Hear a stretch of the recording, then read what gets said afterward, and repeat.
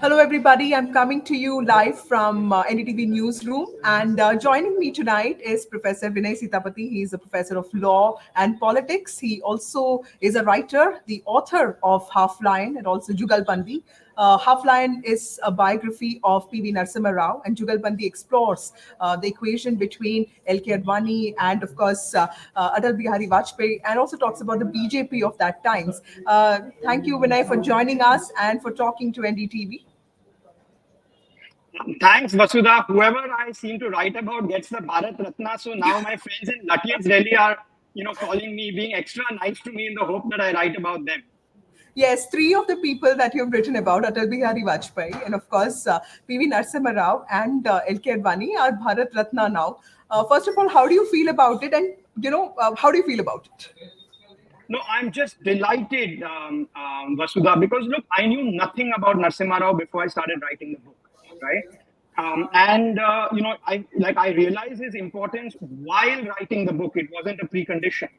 And, the kind of transformations that he made. I mean, your viewers, if they're especially the Gen Z, they don't realize that the world that they take for granted is, just having a mobile phone, being able to access all kinds of television channels, being able to fly, otherwise there was only Indian Airlines you could fly in. So most aspects of your life, Narasimha Rao was responsible for that transformation. He is the Deng Xiaoping of India, right? He was a man with several flaws. Yes. So today in the morning, when this news came, I was at Vijay Chowk reporting on this, and my fellow reporters, most of them Hindi speaking, said, "Arey, unhe to bahut bhashaएं aati thi," and the kind of stuff that people remember about him. Of course, that he led the government which introduced economic reforms. He was the prime minister from 91 to 96. But when it tell us this legacy question of his, which has now become like a debated legacy or a contested legacy, what was it not? Was it always a question of debate, or has it become such, or is it just because he had been sidelined all these years that we never knew his story? Well, firstly, Vasudha, I mean, it's nice to hear when people say, look, he knew, so many. The joke about him was that he knew how to be silent in 10 languages. That used to be the joke, right? And I think this whole scholarship story about Narasimha Rao came from the fact that he knew how to act. When he had a political window, he knew how to be decisive. I mean, liberalization, the opening of the Indian economy was not his idea to begin with. Rajiv Gandhi had attempted it in 1985, and he had failed because he didn't know the political ability to navigate liberalization and reform. Any large-scale change you bring in, you saw that with the agricultural laws a few years ago, a lot of vested interests protest against it. You have to be, as a leader, you have to know how to navigate that. The difference between Rajiv and Narasimha Rao was that he knew how to navigate the politics of change. So I think that's the biggest legacy that he has. He was a change maker. He was a man of action. The other big legacy of his is not just economic liberalization, but on foreign policy. He was an former external affairs minister himself. He understood foreign policy, and he had to deal with an India on the wrong side of the Berlin Wall. When he became prime minister, the Soviet Union was undergoing slow collapse. India had picked the wrong side, and he had to navigate to make friends with the West. And I think he did a very good job.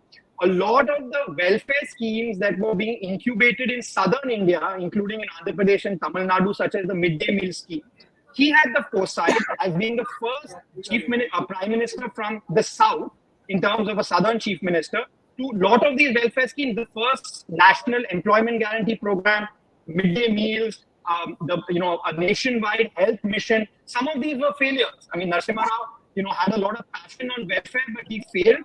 But the Bharati politics you talk about today is a direct consequence of not just Narasimha Rao's economic reforms, which provided the high tax base that governments need to spend on the poor, but also the core idea that social democracy in India is when the government leaves business alone and instead focuses on redistribution. That is Narasimha Rao's biggest legacy to India.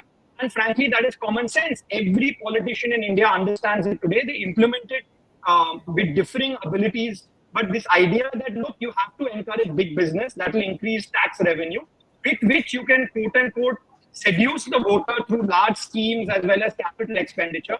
That deal is Narasimha Rao's. Right.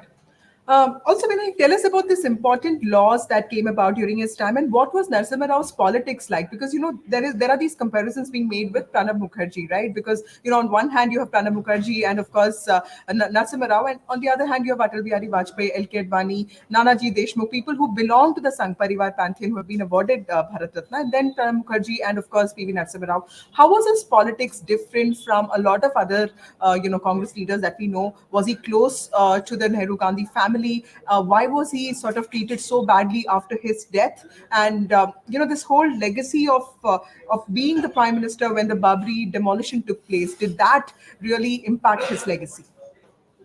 All good questions, Vasudha. Firstly, his politics, he was a congressman, full stop. He was part of the freedom movement. He had spent decades in the Congress.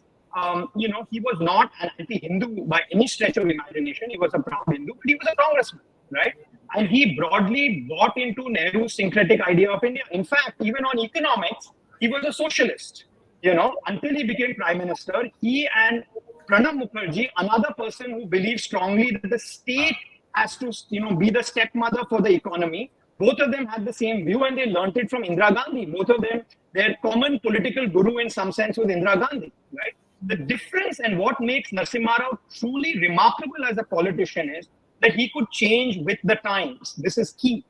The moment he became prime minister, he understood the scale of the economic crisis. He understood we had to move quickly in 1991. And overnight, he changed his ideology. That's one thing. People do that. But he was able to implement and execute. And that is a rare political skill. And those of your viewers who are not from politics, the one thing you can learn from Narasimha Rao is if you are in a large institution, the times change. You have to change with the times. How do you do it without ruffling too many feathers? At the same time, having lasting impact. That is the legacy of Narasimha Rao. I think more than his particular politics, it was non-Nehru Gandhi, but it was Congress politics. I think a man who was able to react very quickly and with remarkable effectiveness to changing circumstances in the early 1990s is what I think is his biggest legacy. And I think that quick-footedness has lessons for everybody else. Right. When I'm coming to the other Bharat Ratnas, I remember your wonderful piece in the Indian Express, in which, and the biggest takeaway for me was, BJP positioning itself as a party that takes care of its own family members, this united face before any challenge. And also, that is probably what is setting the BJP apart from the Congress. So tell us, L.K. Advani and Narasimha Rao, how do you see the Bharat Ratna to both of them? And of course, Chaudhry Charan Singh and M.S. Swaminathan, these are farmer leaders, but Chaudhry Charan Singh was somebody who mobilized farmers politically, and M.S. Swaminathan showed us the power of science and technology, in agricultural sciences. So tell us, how do you view this whole, Bharat Ratna announcements that have come about in the last few months, last few days, and also Karpuri Thakur? Well, two things, Vasudha. One is the Congress doesn't take care of its own very well, unless you're a Nehru Gandhi. The BJP takes care of its own even when they don't like each other, right? Vajpayee tried to end Narendra Modi's career twice, right? Advani tried to end it once in 2013, right? Narendra Modi is not the kind of man who forgets it, but I think it's a remarkable tribute to his Hindutva ideology. The term I've coined for it is Hindutva Fevicol, which is that the power of the BJP is that they become larger than their personal slights. It's not that they don't fight with each other. It's like a, joint Indian traditional joint family, the mother-in-law, father-in-law, mother-in-law, daughter-in-law, no shortage of tensions. But to the outside world, you rise above. The Congress is not able to do it. It's alienated Narasimha Rao supporters in Telangana for precisely this reason. I think I think that Narendra Modi's Bharat Ratna for Advani, was a sign of political maturity. It exemplified his movement, and the fact that even though one of the biggest fans of Narasimha Rao, Manmohan Singh, was prime minister for 10 years, Narasimha Rao did not get the Bharat Ratna, right? And this despite the fact that Manmohan Singh alone among Congress politicians stuck his neck out to remain loyal with Narasimha Rao even when he fell from grace. I think it's a testimony to Manmohan Singh's genuineness, but even he could not get away giving Bharat Ratna to Narasimha Rao in the 10 years that he was prime minister. So differing culture between the two. The next question you asked, what does this say about Modi's politics? I think it says four things. Mandal, Mandir, Market, and Farms. Right? These are the. I wish there was an alliteration to farms in M. I haven't yet thought about it, but this is it, right? Which is that the Mandal Commission in the North India, the person who popularized it in the state backward caste quotas was Karpuri Thakur in Bihar in the late 1970s. Advani, of course, was the face of the Mandir movement, right? Narasimha Rao, the man behind markets, and both Charan Singh and MS Swaminathan in their own way brought immense prosperity to farmers thanks to the Green Revolution. Now, there's a lot written on the on the fact that it exacerbated inequality, etc. But it did two things. At one level, the Green Revolution solved India's food crisis. At another level, it spread prosperity to the peasant caste, the cultivating castes of North India especially, thus, oddly enough, giving rise to backward caste politics. And Charan Singh really exemplifies the beneficiaries of the Green Revolution. So I only wish that since Narendra Modi ji has conferred this respect on Mandal, Mandir and Market, he continues to confer respect on farm by reenacting the agricultural laws that he, I think, under too much pressure, he withdrew, because they are the laws for a new green revolution in India. The politics behind that was a mistake. So I hope that in addition to this symbolism, Narendra Modi finds some way to get back the farm laws. Right.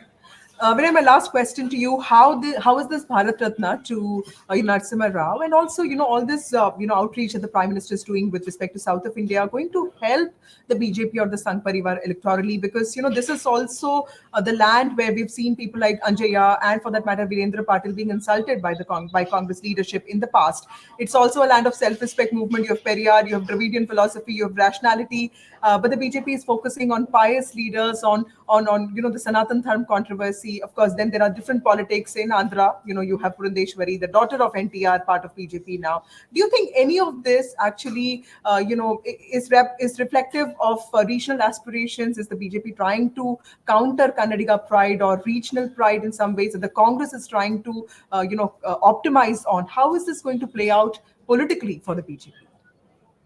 I don't think it's going to play out, for the simple reason that Narasimha Rao has no vote bank. He has no constituency, right? That was the tragedy of Narasimha Rao. He had, and in fact, as a biographer of his, I found it really liberating that no one really liked him, because I could write whatever I wanted. So I talked about his affairs, his corruption, what I feel is his vilest hour, which is his inaction as Home Minister during the 1984 Sikh riot. Nobody pelted stones in my house. I didn't have to think, look back about, what I'm saying. In India, we, either think our leaders are kind of made in gold, or they are worthy of demolition. There's no midway. Narasimha Rao, gave me his family gave me 45 cartons of his paper and imposed no restrictions, even when I talked about his corruption, even when I talked about his love affairs. Which family do you find that in India nowadays, right? But that also tells you, Vasudha, that if the BJP thinks there's a vote bank in it, there just isn't. I'd like to think that since the BJP knows this, they gave it as a recognition to the dramatic changes that took place in India in the early 1990s, changes that shape India even today, and changes for your viewers, especially the Gen Z, that you have to largely thank India's Deng Xiaoping, Narasimha Rao. Okay. Thank you, Vinay, for joining us and for all those valuable insights. Thank you very much. Thank you. Thanks, Vasudha. Here's the book if any of you want to read it. Yes, of course. Yes. And please, this is Half Lion. And of course, Jugalbandi is also something that has really helped me understand the BJP. Thank you, Vinay, for joining us. Thank you. Thanks, Vasudha.